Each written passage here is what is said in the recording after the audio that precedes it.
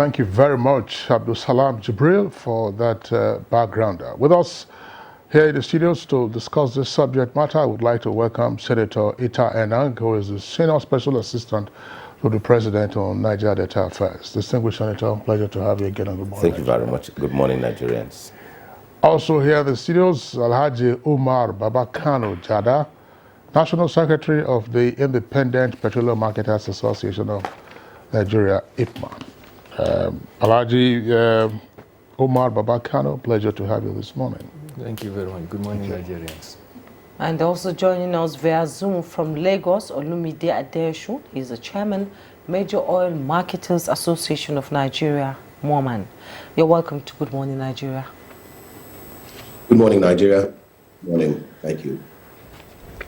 All right, gentlemen, pleasure to have you with us on the program this morning. And the Zoom connection to Mr. Adeosun is superb at this time. So, Mr. Adeosun, let's begin this conversation with you.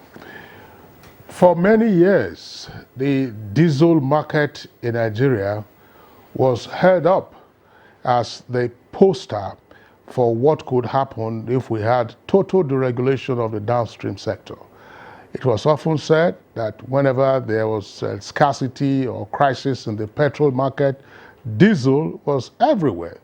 And marketers and dealers and purchasers said, oh yeah, this is diesel available and we can buy. But the last few weeks, that story has changed dramatically. Diesel is scarce, and the price has hit the roof and is still climbing up to the stratosphere. What has changed? Thank you very much, and good morning again. The correspondent, I think, gave a very good overview where he showed that at the start, a short while ago, we were selling, we were all able to buy diesel at 288 naira.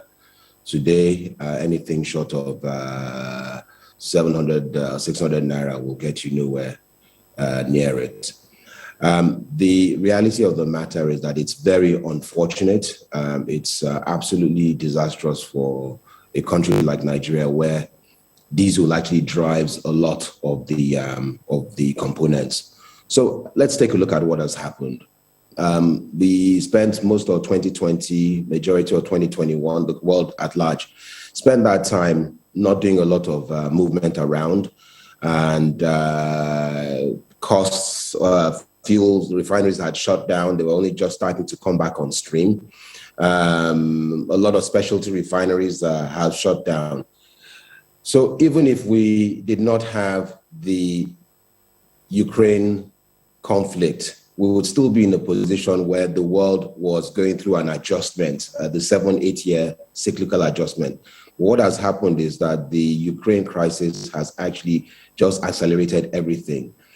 Some data to back that up: 65% of the diesel that is used in Europe and Africa comes from Russia. The embargoes and the sanctions mean that middle distillates are hampered. Middle distillates are aviation fuel as well as diesel. So those two are trading at a higher premium to even PMS, which actually is readily available. So what's happened is that it's limited supply and really high demand. So we expect this tightness to continue for a while, not too long, hopefully, but for as long as there is a restriction into what can be obtained from Russia, this tightness will continue. Closer to home, because the bulk of our diesel is also imported, we are exposed to those shocks. It's not just us, it's everyone else. It's just unfortunate that there are a few other layers on top of the diesel situation in Nigeria that mean that we are probably even more adversely impacted.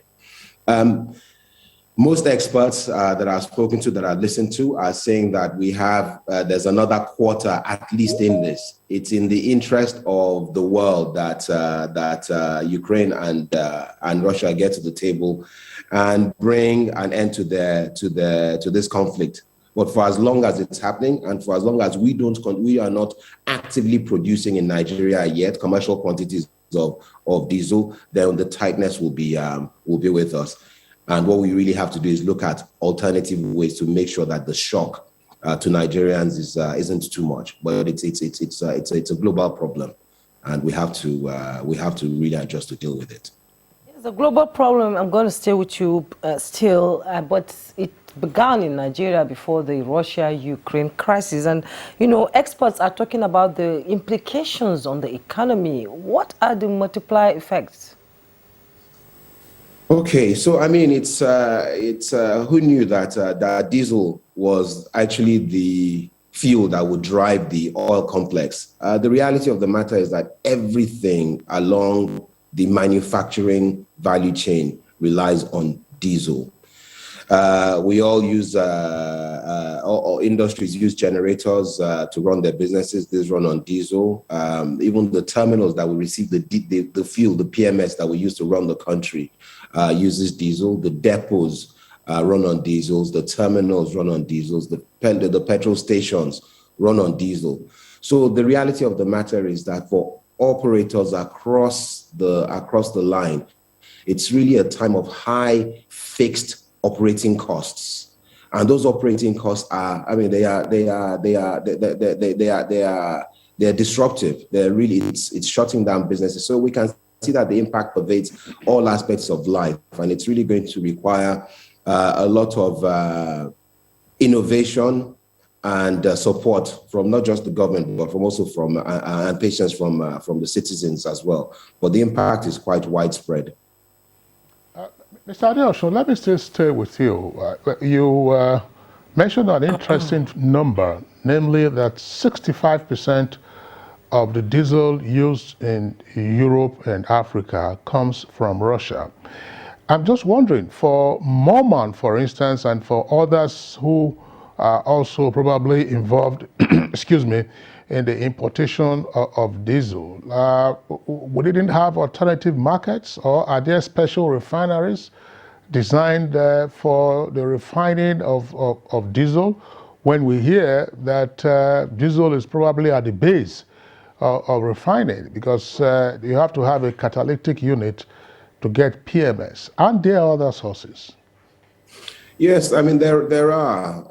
In Nigeria, we're lucky to have a few modular refineries that produce diesel that's spec'd for Nigeria. The reality, however, is that because it's a global matter, and in Europe, so if you take that 65% number I mentioned earlier, and then you think that in Europe, there's almost an even consumption of diesel and petrol. It's almost the same.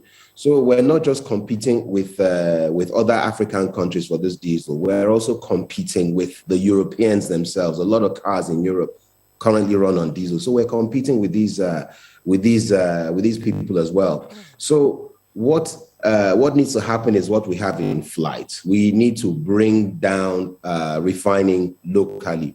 But just because we have additional refining capacity locally does not necessarily mean that the price of diesel in Nigeria will be significantly less, or will trade at a significant discount to the international market. Because I imagine that the people who have, and we're seeing it already, the local refineries are selling what they produce at import parity prices. So until we see a high output or throughput of refining capacity in country, it's very likely that we are going to be looking at competitive costs. So it then means that there are other elements that we have to look at to bring the cost down. So let's look at some of those elements. The tax on AGU, for instance, that's been contemplated, will be ill-timed if it was executed. Similarly, there is a tax that's been discussed around 0.5% on gross revenue for operators in the industry. Again, at 0.5% gross revenue, many industries will collapse.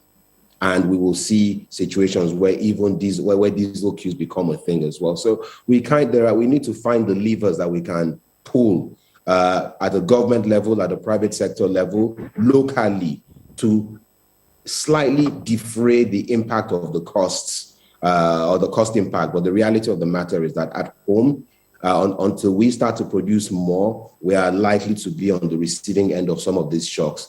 But my personal estimation is that this is about a quarter out, and we will start to see supply get back into the chain. But it's going to take a bit longer for those prices to come down because there are other associated costs, freights, everything that's associated with it has gone up. All right. Thank you very much, Mr. Adeosun. We're going to keep you on hold, but we'll return to you later in the conversation. Let's come back to the Abuja studios.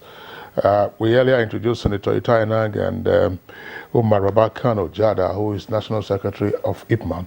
Alhaji Jada, let's come to you now. What has been the experience of your members with regard to accessing supplies of diesel? Yeah, good morning, Nigerians. As you said earlier, generally, we cannot be able to access this product the way we used to be, simply because of the problems attached to maybe the imports, and then later on, which even though our constituents cannot be able to say much on that because of the imports, because we are not really concerned with the imports. We have the primary responsibility of maybe loading from the depots, from the coastal areas down to the hinterland and the other sites. So what's happening here is that whenever you go to a particular depot, in most cases we do get diesel, but it changes the price. The price changes. In some instances, within a day, you get to find out maybe there are two different prices. In the morning, it was a different price, and in the evening, it was a different price. I can recall vividly one of the previous weekends, as you said, 2 or 3 weeks ago, 3 or 4 weeks ago, it was around 400 on a blessed Friday. It became 450 on Saturday. It became 470 on Sunday. On Monday, it was 500. So the bottom line is that it's not easy for our members because, it might interest you to know that for you to be an independent marketer, you must have a filling station and at least 2 trucks. Some of our members have 50, there are some who has even 1,000 trucks. So the thing is that apart from the manufacturing industry, which I can't say much on that, we are one of the people that are more affected because we cannot do our business without trucking, and trucking cannot go without diesel. Moreover, if you come to see that, to realize we have a problem of this diesel problem ever since, simply because we have been paid the same rate, or maybe virtually we got an increment of not up to 50 to 60% rate in transport payment, and we have an increment of diesel with over 1,000%. Because I can recall maybe around 2006 and 7, we buy diesel at the rate of 30-something naira, and we are being paid maybe, for example, from Lagos to Yola, a rate of about 13 naira. That's at 2005. And today we are buying diesel at the rate of 700 naira, and we are still being paid 20 naira. We will thank the, the midstream, downstream, whatsoever, that added maybe just 25% early last month. That is the end of last month. I think end of February against March early. But it's still not enough. The thing is that we have been buying this product at the rate of maybe less than 40 naira, and we are being paid something that is commensurate to what we are still buying now at the rate of 700 naira, and we are still being paid something almost the same. So, and not to talk of that, only that's just a tip of an iceberg. If you come to see, so many things are tied to it. It's not only diesel that we need. We need so many things to run those trucks. So many things are tied to an extent that if you come to see that, you come to realize that our members are more or less one of the most hit in this diesel scarcity and the high cost of it. Umar Babakano Jada, thank you so much for your opening comment. Let me now bring in Senator Itai Enang. The impact of the price hike of diesel is affecting every sector of Nigeria's economy and is worsened by the collapse of the electricity supply to Nigerians. Can you give us a scenario? If this continues, what's going to happen? If this continues, it's going to be worse, and we just have to take steps to avoid it continuing. And the steps to avoid it continuing is to, I have been engaging with the Niger Delta community, let me call it community, or I have been engaging with the oil community, and I have been engaging with the informal sector of the oil community. We had that engagement March last year, 16th to 17th, and in this year, we had to do a one-year post-review of the recommendations that we had at that conference. We had that conference here with the review of the review at Nikon Luxury Hotel behind the International Conference Center on the 23rd of last month. That's just about 2 weeks ago. Just 2 weeks ago. And in that conference, there were all the security agents were present, and we did that conference in collaboration with my office with the Presidential Amnesty Office. Because the question has now become not just economic question, but a security question. And in this, we brought in what they call the artisanal refiners. And they made their presentation. They made their presentation last year and said, look, we are giving the government amnesty. That is that they want the government to engage with them, that they can provide solution to this thing. Not that they can provide, but they provide solution to this thing. Now, this year, we included the security contractors, that is the contractors engaged by the major oil companies to protect the pipelines. And they said, look, there are consultants, they won't come. But then they said, look, the country is almost going down, so that they have to come out as security contractors and say what they see in the field. And so they sent a representation, and they told us that, look, it is almost impossible for Nigeria to keep saying that security manning of these pipelines and the situation will solve the problem that it will not solve. That there have to be a level of engagement with these persons because they have seen the quality of the product that are being produced by these people. And that is these artisanal refiners. And at that conference, they brought the two samples of the product they produce. They brought the other one they call the raw, which is the one they produce with what they call the pull fire. That's the one they put, I think, part of the first phase of the product under the boiler, under the basin, or whatever they call it, and it generates fire and it cooks the thing.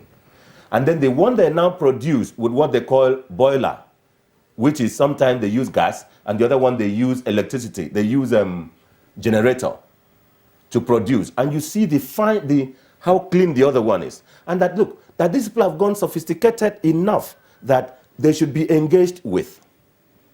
Now, the man said, look, at that conference, the Chief of Army Staff representative was there, Chief of the Naval Staff was there, Civil Defense was there at the conference here in Abuja. But meanwhile, let me say that they have warned me that I will never come to Abuja again. That anytime we need them, we'll have to come to the creeks to meet them. We've agreed. All of them were there. And they said, look, we've had these challenges. Now, what is the cost of diesel now? The presentation there showed that the cost of diesel, when they produce, he said that diesel, when they produce at that level and give, that it is 29 naira per liter. And the actual, the practitioners who were there said, look, it is not 29 naira, that it is 18 to 19 naira per liter. What we are paying 700 naira here. Now, that was at a conference at the Hilton here, at the Nikon Luxury here, 2 weeks ago in Abuja, in the presence of security agencies and government agents. Now they said, look, we are producing this thing, we are hiding to produce, and we are selling. And that what brings up the cost is, if you buy it from us you know, at that price, if you buy it from us, depending on the quantity, if you are buying a drum, the price comes down. If you are buying in a truck, if they are filling a truck for you, the price comes lower. If they are filling a vessel, that is this flat bottom vessel, which they produce at their base, at their camp, fill at that flat bottom vessel which goes flat, it doesn't need to have in the creeks, it doesn't need to have a depth. And it goes to the mother vessel in the about 10 nautical miles away from where they're producing and away from the shore. They sell that one to you at between 10 to 13 naira per liter. I repeat, 10 to 13 naira per liter, because you are buying a large quantity and the cost of transportation of that small vessel, what they call I think batch or something, takes to the mother vessel, and that vessel is at the high sea. And what is even the important thing about this mother vessel? The mother vessel is a big vessel which claims, and I repeat again, claims that it is the vessel that is importing product from abroad.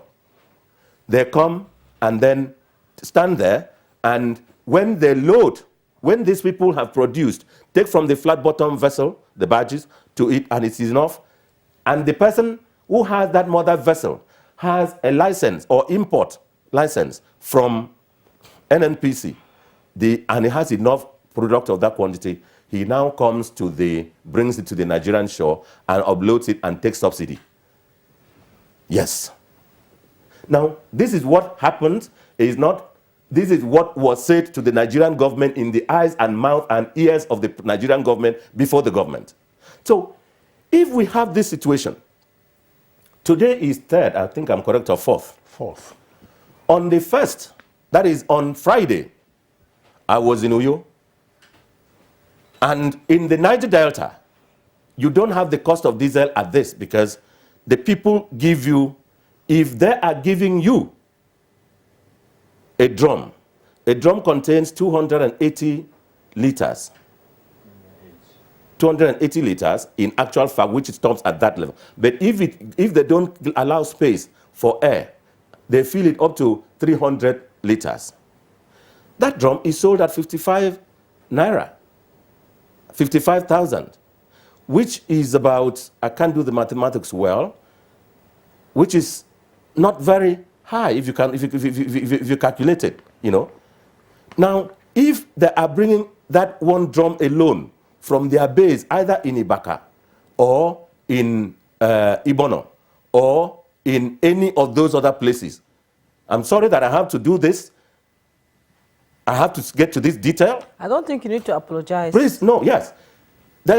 If you are bringing 5 or 6 drums, your price gets less.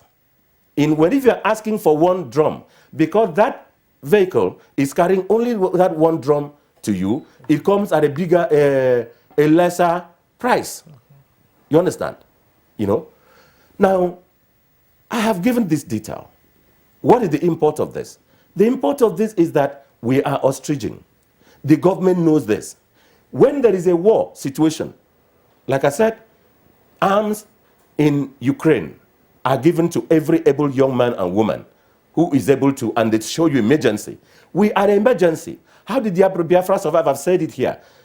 How did Biafra survive? Because they were producing from this in the 70s, 68, 70, 69, 70.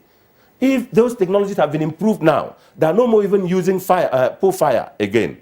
They are using sophisticated means of production. And they are producing diesel, they are producing kerosene, they are producing petrol.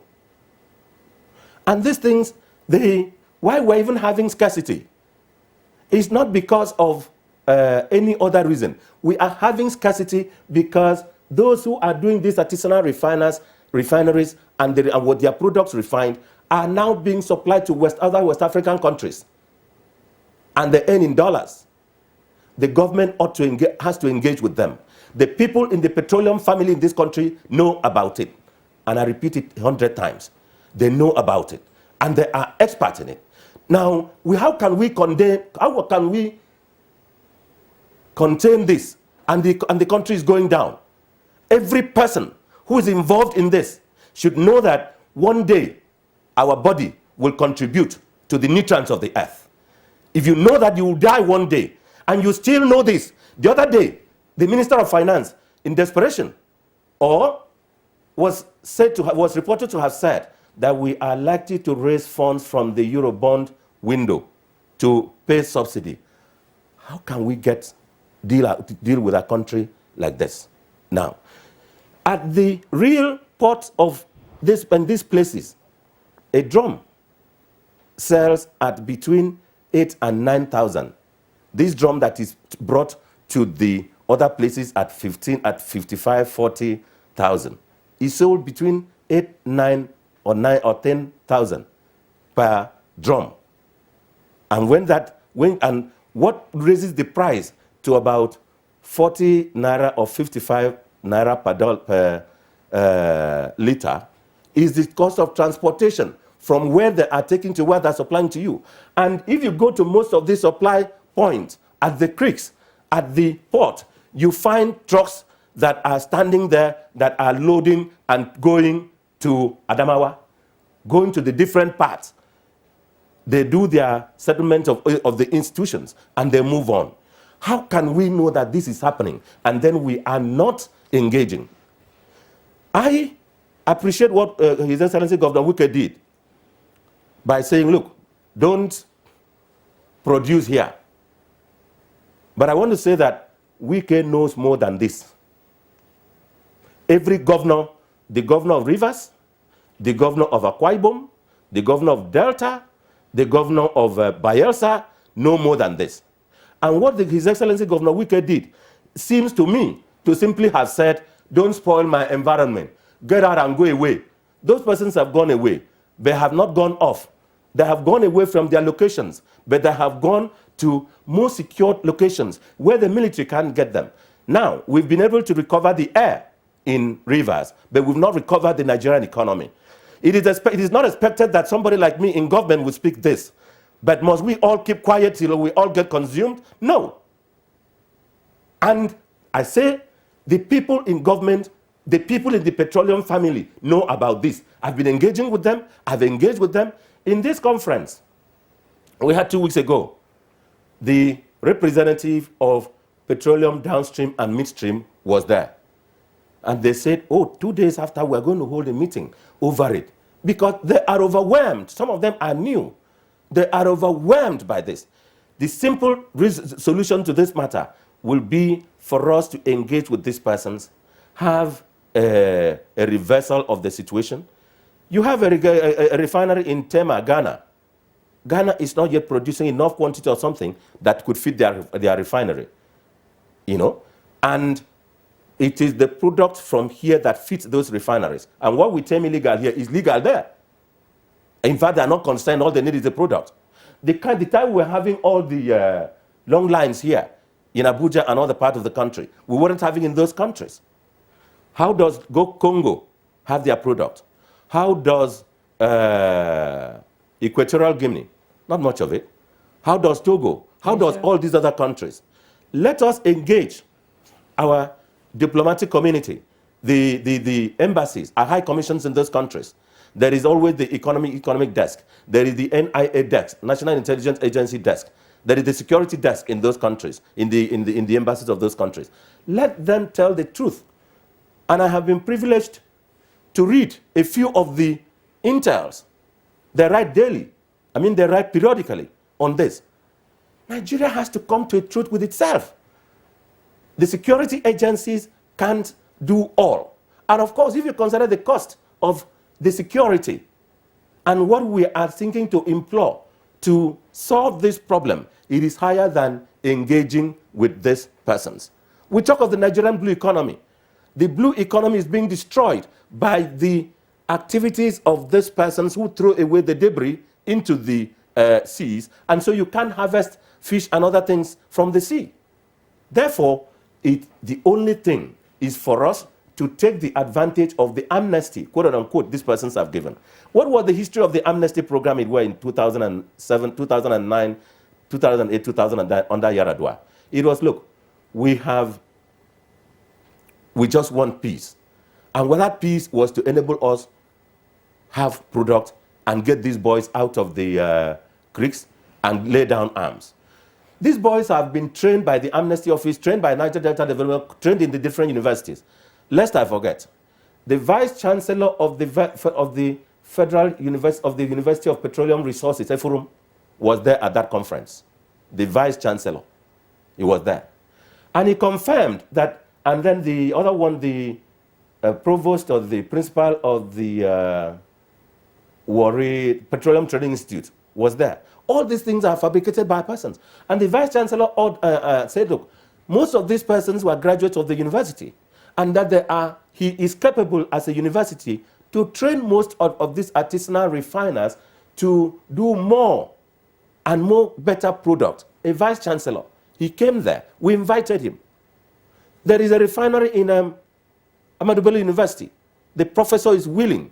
He does that. And these people don't even need professors again. They have the catalytic cracking capacity produced by the graduates of the different universities which we have trained. It is available everywhere. So the question that, oh, you no more can crack it is no more there. They crack it because they have the capacity. All those who established the old refineries are gone. These are the new brains in the new refining method. So the answer is engagement. We can't watch the economy go down. Meanwhile, we have a solution just in front of us. And these people have come out and said, Nami, and you're not even engaging in them. Every war ends on the table. Even the Ukraine-Russia war ends on the table. The Nigerian civil war ended on the table. Therefore, the solution lies in engaging with these persons. We're still working, myself and my office and the Amnesty Office. We're going to escalate this.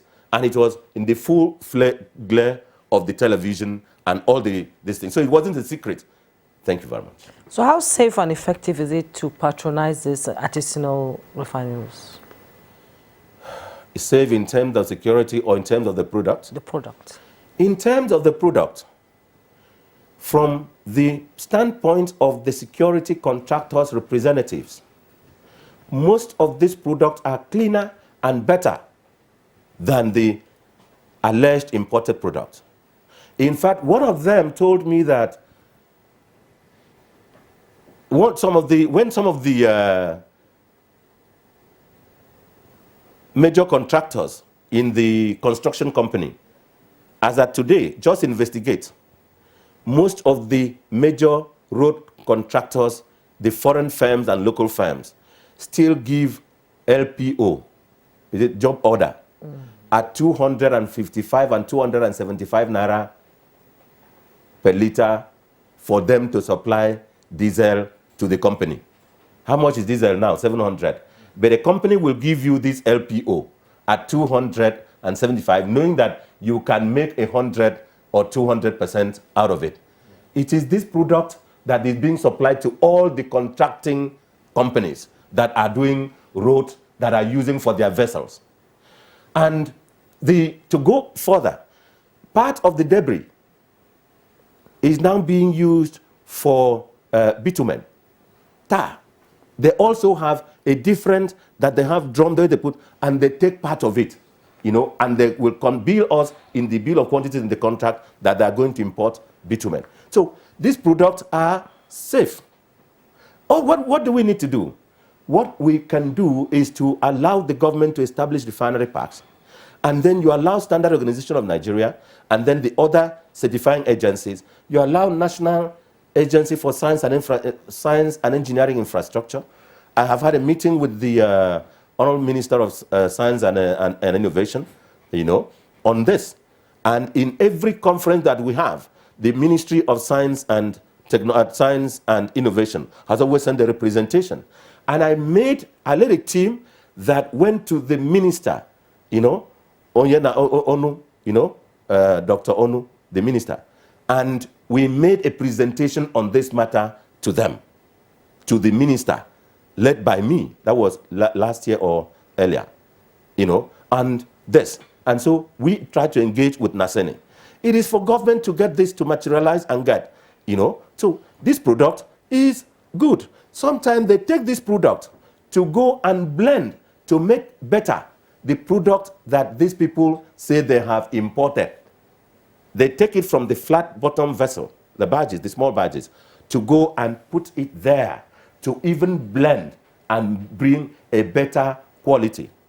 At this conference, I heard they brought in bottles the different this thing. They brought the one that they use kerosene, diesel generator to produce now, and they brought the one they use the pool fire. That is the first phase of the product in, and they have the chemicals. The chemicals are now being produced in Nigeria by Nigerians, but they will still say they are importing the chemicals because somebody wants to make money. Thank you. Senator Itaina, we've allowed you this free reign to give us an insight into what is happening. Quite a great deal of revelation there. Let's go back to Mr. Adeosun. Mr. Adeosun, I would like you to respond to what we are hearing this morning about, if you like, the parallel oil and gas economy that we appear to be operating. Thank you. And again, I'd like to thank Senator Ita for some of the insights that he brought on there. The reality of the matter is that it's not a one solution for Nigeria. If we aggregate everything that we've heard here today, it's very obvious what needs to happen. At a very local level, at a very grassroots level, you have what has been described as the artisanal refineries. There are a fair number of them. The challenge there will be around two things. One, certification of products, as has already been asked. How do we make sure that these products are certified and they're safe? We know they're widely in use anyway. Then you have the next level up, which is the modular refineries. These are a bit more organized. They have to go through the length and breadth of the NMDPRA certification authorization process. They are capable of producing anywhere between 1,000 or refining anywhere between 1,000 to 30,000 liters a day. And there are a few of them in existence already and are already putting products into the marketplace. The challenge again is cost. Many of these people they will not remove the cost of freight, right? Because they will charge that as part of their entrepreneurial license, if you like. So just because I can produce and sell at 200 in country, meanwhile the import parity price is 600. Unfortunately, these guys will trade at a small discount. So you have that. Then you start to get into the realm of the kind of scale that's really going to help Nigeria and the region, which is the conventional refineries. There are one or two of those going on. Some of them we're hearing will be on stream this year. So if we look at everything if you look at the portfolio of solutions there, so from the artisanal, that has its place and that has its use. We just need to get organized and have the authorities legitimize it rather than shut it all down completely. The modular refineries are in place and they provide localized solutions so that we're not transporting fuel up and down the country. So the solutions are there, and then we kind of need the fiscal landscape to make it work. It's all agencies. But if we are being taxed differently, or if it is counterproductive for anybody to be manufacturing diesel or selling diesel in this country, then it will not make sense. And I'm specifically speaking to the applicability of VAT on AGO, as was put back in on the 2021 order. That needs to be looked at. We need the right fiscal regime. Otherwise, all these other entrepreneurial activities will not do much. But it sounds to me like in the near term, in terms of what is actually going to solve the problem whilst the rest of the world solves its problem, we really need to look at the ecosystem of local production, local refining for AGO, and see how that will help. But my sense is that, considering that as a country we do about 4 billion liters of AGO per annum, as compared to 20 plus billion liters of PMS, it's going to be difficult to scale at the level that we need locally, at least in the near term. But if we spent the next cycle really looking at how we legitimize these artisanal refineries, promote the modular refineries, and accelerate the development of these conventional refineries, then we may have a solution there. The good things that we have in our favor are that there is not a lot of refining complexity required for our Bonny Light. There isn't. And that's why the artisanal refineries are working, are producing and are in use, because it's low sulfur. You're not doing a lot of desulfurification. The fractionation requirements are less. You don't need a tall VCC like has been described for the conventionals. So it's there, and it's a shame that if we have these solutions sitting at home in front of us and we're not able to add it to the mix in a way that's legitimate, it's slightly problematic. And so those are the areas that I think the industry needs to look at, particularly the regulators, to see how we can fold in some of these additional demands. But my perspective is that the supply is not going to be enough to move the needle, but every little helps, right? So we can start there. So Lumide, I'm still going to stay with you. Is it because these artisanal refineries and those who refine these products are not, some of them do not have a degree in petroleum refining or anything, because Nigeria is a country that depends a lot on paper qualification? Do you think government is not giving attention to them because of that?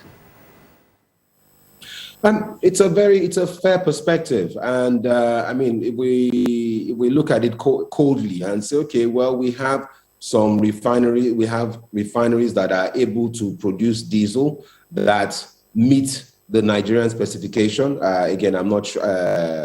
I wasn't sure if the senator was able to appraise that, but I think he said that they were even better in some instances.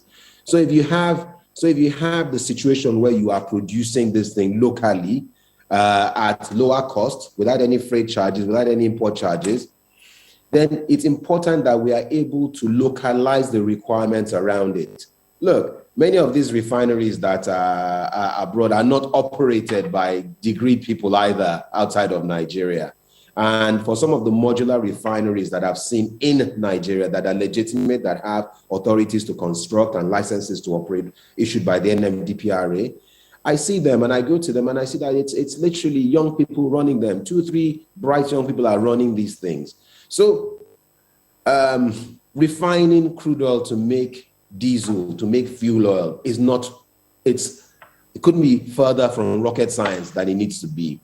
And to the extent that there are people of influence that can really start to shape what those requirements are for these local refineries to have, then fine, that gives us one leg, but that's still one leg of the solution. And it doesn't give us all of the scale we need, but at least it will give us refining points along the West African, along at least the Nigerian coastline.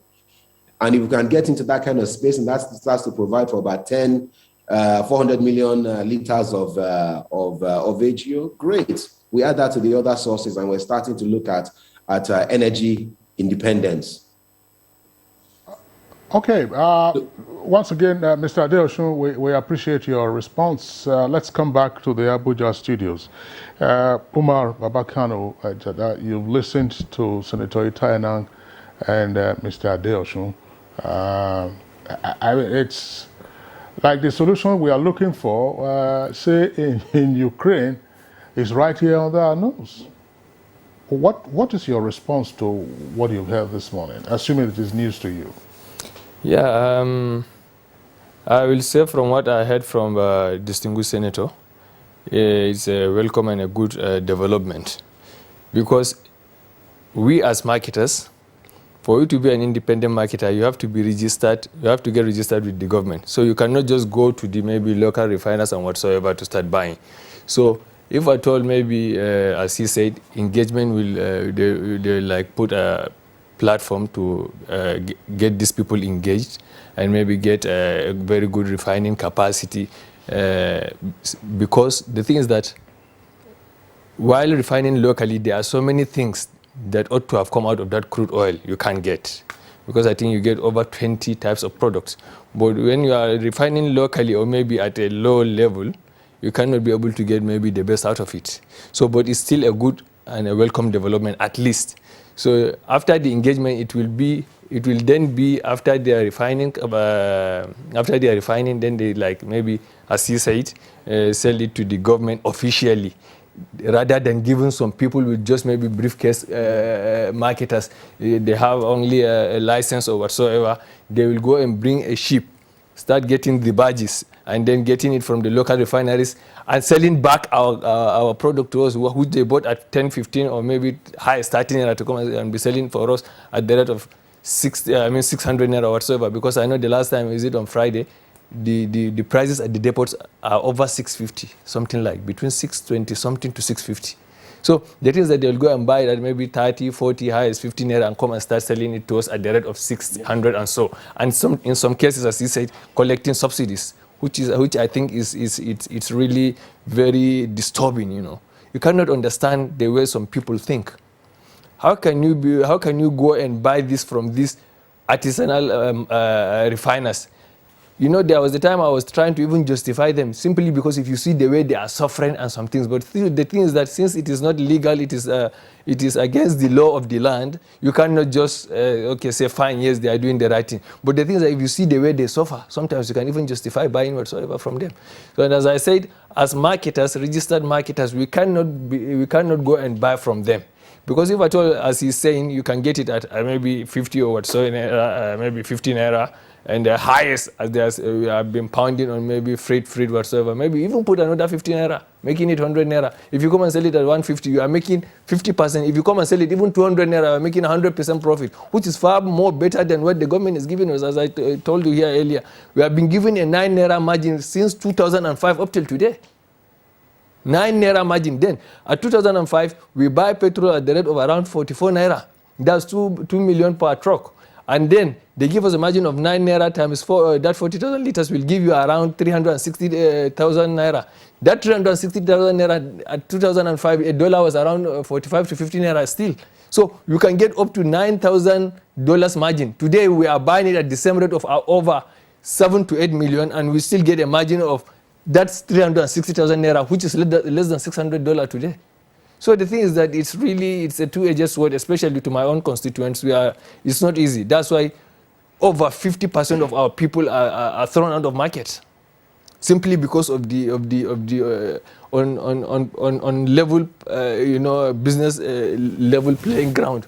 We are squeezed to an extent that we are just trying to survive. And the worst thing about it is that for a filling station, if I told you have a house, you can change it to be a primary school or a hospital or something. For a filling station, the last thing you do is just maybe to dry farm produce. That's the best you can do at the filling station. And moreover, a filling station costs more than building a normal house. So the thing is that from my own side, from our members are really suffering. So I think if I told we get these things, the engagement and everything, it will be a very good and panacea to all.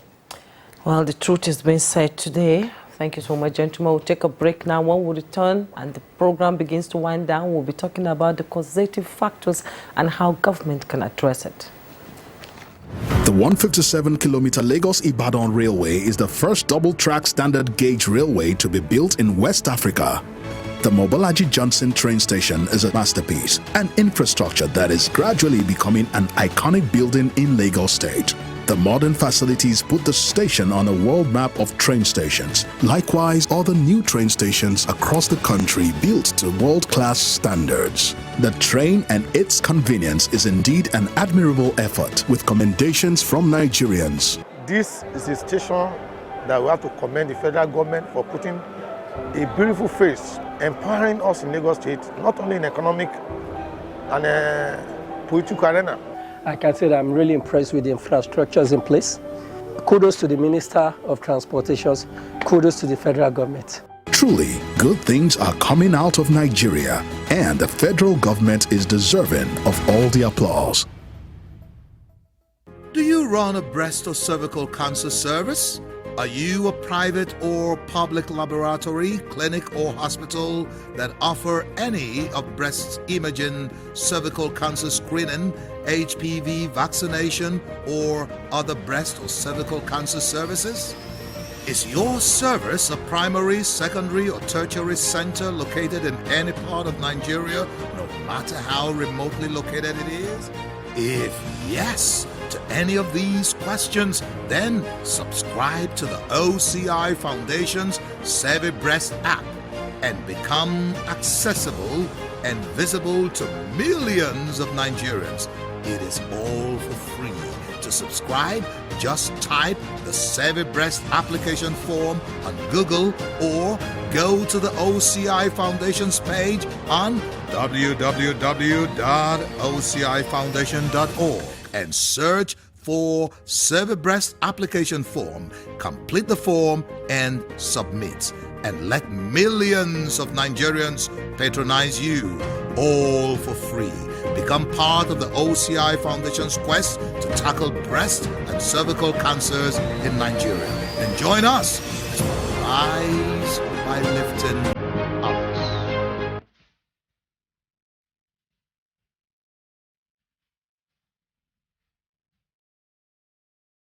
Finally, the hero of Nigeria's democracy has arrived. He shall usher us into a new phase of development, peace, and prosperity. He is the father of the new Nigeria, His Excellency President Muhammadu Buhari, GCFR.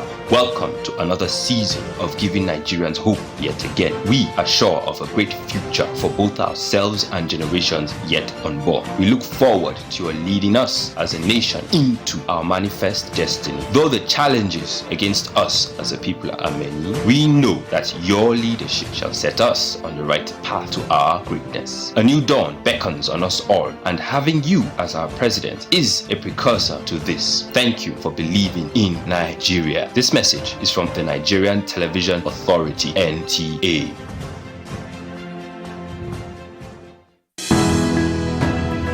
The counsel of our fathers. I believe we have fought one civil war too many in this country. So those who experience it will run away from it. Nigerian youths, let's build our nation together.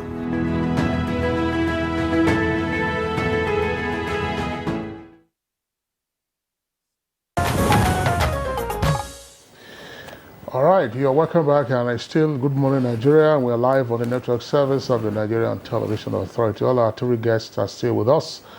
Senator Itayanang, Jada, and Mr. Deoshun in our Lagos Network Center. I want to come back to distinguished Senator Itayanang. Senator Itayanang, well, you've talked about what I may refer to as the parallel petroleum economy in the country, and the revelations are quite stunning, if not shocking. But I do hear from time to time, and I'm sure those who put their ears to the ground do hear complaints.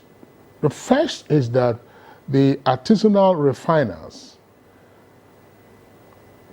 steal the crude that they refine, which is a loss to the producers and also to the country. And equally grievous is that they pollute the environment. But they are the ones who are saying, look, they've offered the government of the Federation amnesty to come and have a conversation with them. From the conference that you talked about, was there any conversation around the theft of crude oil?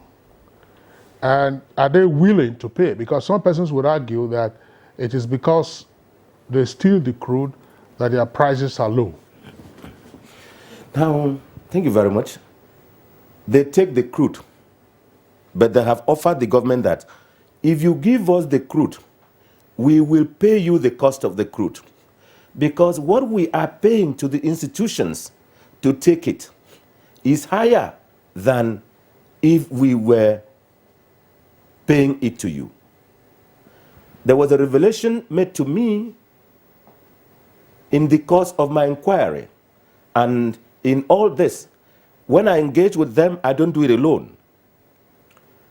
I bring in an officer of the, I request the SSS to send me, so the DG sends somebody, so there is somebody that is working with me on this, who hears the intelligence.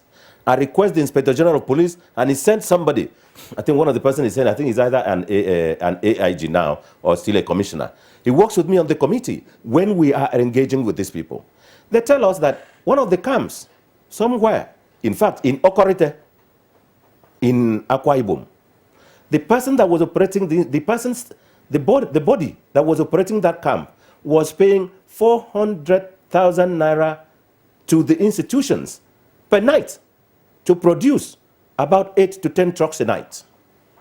This is real.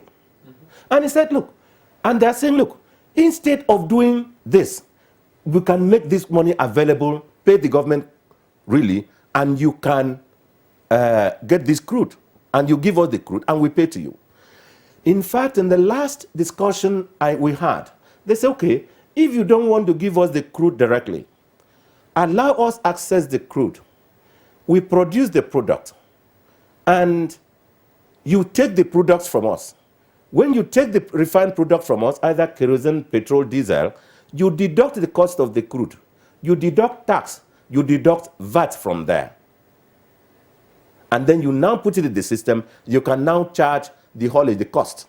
Because like I gave earlier, if you get the diesel at between 18, 20 naira per liter, what brings it to you, the cost of bringing it to you in any of these places is what makes it up to 40 naira per liter, which is sold finally at 700 naira. Now, so freight and all these elements are involved, you know. And let me first break to appreciate Mr. Adeosun, because he's been very honest about this. And really, I think it's on everybody's neck now. He's been very honest about it. And my brother Jada, he's been very honest about it. And this is what we need about this conversation. I wish that people in the NNPC were honest like this, were real and realistic. In the first engagement with these persons, the MD of NNPC was present, Mele Kyari. He was present. And it was the question of amnesty was told to him in his presence, directly. He was present with me in the meeting with these people. Now, so the government can avoid the question of crude theft. And if you allow them have this access, you will get the money paid to you. And so we will not be losing revenue. You will not be losing crude. It is not correct that we're not producing up to 2 million, 2.1, 2.5 million barrels per day. But what gets into the system recorded, whereas by last week I read, was either 1.1, 1.2, 1.3 million barrels. Now, from the point of production to when it gets to the point of, to the terminal of export, there is a lot of leakages. And these persons are, Adeosun raised the question that there is a crudity, the people are not graduates or something. I said, no. No. They are well-trained graduates. When we were in university, we had a challenge. I was a leader of the student union, I was deputy secretary of the student union and scribe of the student union parliament. We had a challenge from the police. And as small and young as we were, the police were after us. Our boys got into the laboratory and produced something. I won't say it here. Another one got into the laboratory, the physics student and chemistry, and produced something. They timed and were able to know the gauge, how many meters the police truck was. They programmed it as students in University of Calabar at our street. And we were able to dislodge the police as students during the crisis. So if at that early stage we were able to do that, these boys are trained, young ones. What is the Lumulu Foundation doing? What is all these people doing? What is the things about engaging the young minds and the office of the vice president doing? What in the office of ever? They are engaging and bringing in young brains, young minds. And they have all this. I saw one of the things in the newspaper this morning when you were viewing the newspaper, when some students said, look, they have a solution to monitoring the rail track. So these things is not only available to the whites, it is available to us here. They are brilliant. There are students that were trained in the different universities. I told you the vice chancellor of the University of Efurum University was there. So these students, they train them. They are well trained. They are not ordinary people. And if you talk of the economy of it, those who own these big vessels, those who do the actual production, they're not qualified, they don't have enough money to operate the barges or the flat bottom ship. They don't own those mother vessels in the high seas. They are owned by highly placed persons in the industry. But, you know, Senator Itainang and the other guests, gentlemen, we do know that the Nigerian economy has two faces. There is the formal side of the economy, and then there is the informal side of the economy. And it's often been said that the informal side is so large, and it is rarely captured in our data with regard to the size of our GDP. Either this morning before you came to work or much later in the evening, just look at the number of akara sellers in the Federal Capital Territory, in whatever city you are from where you are watching us. The productivity of those akara sellers is not captured in our data. The mama put operators, their data is not captured. The wheelbarrow operators, you know, who are serving as porters, their productivity is not captured. It appears that there is a window now for us to see that there is a large informal sector in the petroleum economy. Yeah.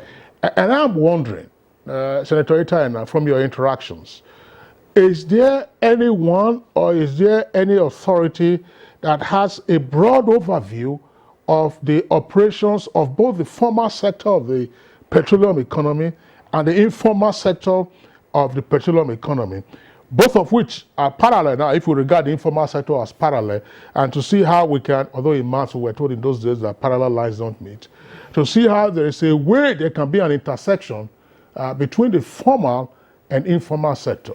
Senator Itainang. Yeah, in the course of my interaction and engagement, I have engaged with a lot of people. I did, even in the course of the working on the petroleum industry bill, part of the recommendations we had in the resolution of the 3rd of March 2021 was that the question of this artisanal refining should be addressed in the petroleum industry bill as it were then. And we attended most of the sessions. But you know, the petroleum industry bill and the Petroleum Industry Act now were conceived and driven more by the international oil companies. And they were the persons who were drafting and making all the provisions, providing the consultants. And so wherever we in the National Assembly then were making some recommendation that will suit our local circumstance, they will make sure it doesn't go through. And if it goes through, they'll make sure they bring some this thing. In fact, there was a time, as chairman of Rules and Business, I saw after producing what we said to have passed, the industry produced another one and mixed it and caused a confusion. They go every length to interfere. Now, all I'm saying is that there has been an engagement to bring this. I have personally engaged with the executive secretary of the local content board. Because part of the local content, in my opinion, is to examine all this. But you know, they are of the opinion that this is an illegality. When you face this situation that we are now, you don't keep law aside. You make law parallel to a solution of the problem. You know, there is a law that you don't shoot and you don't kill a man. When you are shot and killed, you are dead. And so the law becomes a matter that will deal with the situation, but you are really dead. So I'm asking the people in the industry, don't wait for Nigeria to die. I'm asking the local content board, the local content monitoring board, is my friend. We're very close. We discuss at formal and informal levels on this matter. The upstream and downstream, the upstream, then the downstream and midstream, as they are now called, all of them, please come in and sit on the table. Nigeria is bleeding. The main artery of the economy is the pipes, is the pipelines. And the artery has been botched and it is bleeding. And where these people are to take it, you can't get there. Most of these pipes are the only ones that are little safe are the ones that are in the deep ocean. But they have, all of them start from a particular point of drilling. And so they are always there. Some are just 2 or 3 meters deep, into uncovered. They will do it and they will take it. If you give them the product, they will take and pay you. If you don't give them the product, they will take and sell and then pay to the devil. I'm sorry, and then pay to the others, And Nigeria has to come to terms with itself. The solution to our problems is here. And we have to definitely stop the question of subsidy. Subsidy is not real. We cannot sustain it. And the question of this strike for subsidy and the pressure for subsidy is organized by the petroleum industry. And I repeat myself, it is organized. You saw what they did when there was effort and discussion as to remove subsidy. They brought pressure. They stopped products at everywhere. They even locally produced product. They organized and seized it and kept it in safe and in tank farms. All those tank farms you have and take products from, and then pay subsidy or they sell. Those tank farms are being supplied by the boys in the creeks. They supply the field, the ones they supply. And that is why you're having many tank farms being built by private individuals. If these tank farms were not taking product cheap and so on, you wouldn't have more people investing in tank farms in those areas. Those products you take they take and then supply to the tank farms, and then it is now dispensed to you in the name of imported product. So this is known to everybody. Now, Nigeria, today, there is a request for about 3-point-something trillion naira, I think pending in the National Assembly as an amendment to the 2022 budget. And part of it is to pay subsidy. Where will we take money to pay salary? Are we not borrowing to pay salaries? Why should we borrow to pay subsidy? When the petroleum industry, the petroleum family know what is happening, they organize this to make sure that, and I'm praying that we should engage with labor, show the labor the reality of the situation, that if the country and the economy goes the way it is going, there will be no labor and there will be nothing to pay labor. Everybody should just come to be realistic. Yeah. I'm shouting as a lone voice, but I'm glad many people are joining me now. And all those who join me, praising my effort behind, please praise me and what we are doing in front and let the government know that it is real. I am working for the government, I'm in government, but I think I should not keep quiet. What we've borrowed for what our children will pay, what we borrow for what our grandchildren will pay, and they will not even have the money to pay, because much of the loans we are taking, the security of to repay the loan is the oil. And this oil is no more flowing through the pipes to the supply point, that it is going to the countries to earn dollars from which they can deduct the loans we are owing. Where are we going? Where are we going indeed? Mr. Olumide Adeosun, briefly in 30 seconds, let's have your final thoughts. Thank you very much for the opportunity. I like the way Senator has taken the conversation. I think we have to agree that where Nigeria is today, this bureaucratic and the way we've done it up until now will not work. We need to behave as though we are in a crisis mode because we're in a crisis mode. The solution to the Ukraine crisis for Nigerians sits in two places. We can either wait for the world to sort its problem out, or we recognize that we actually have some things locally. And that it's the collection of all of those things, artisanal, modular, conventional, fiscal, and regulatory, that's actually going to solve the problem. Deregulation is an absolute critical component of how we survive this, diesel or no diesel.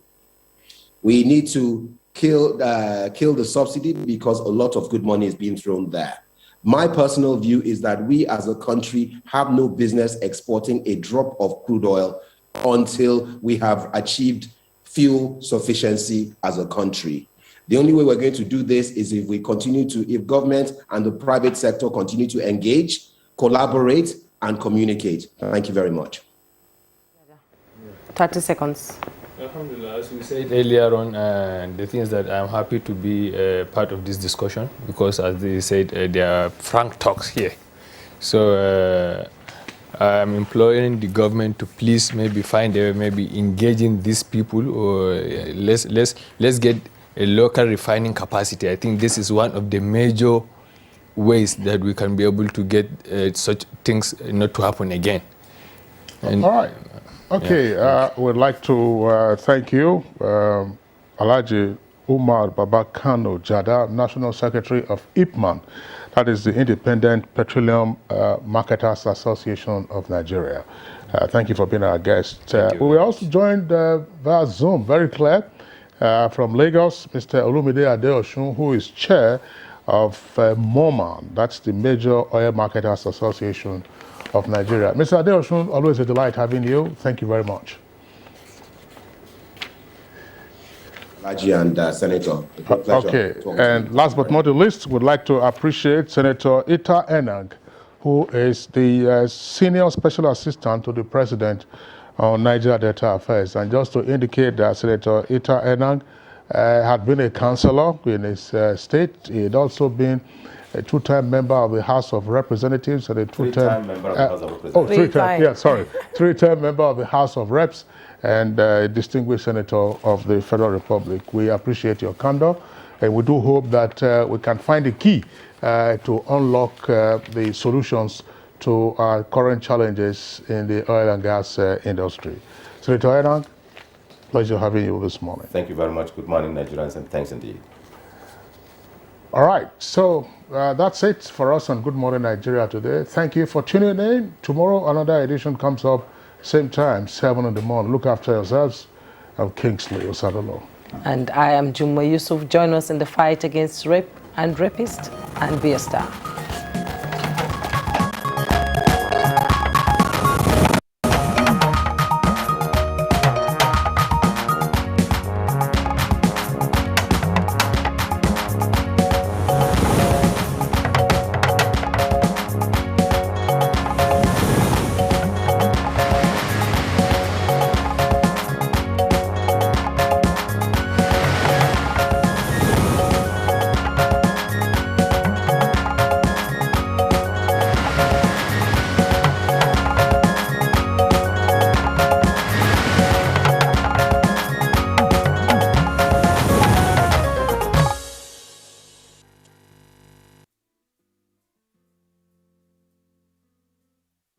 Over 140 million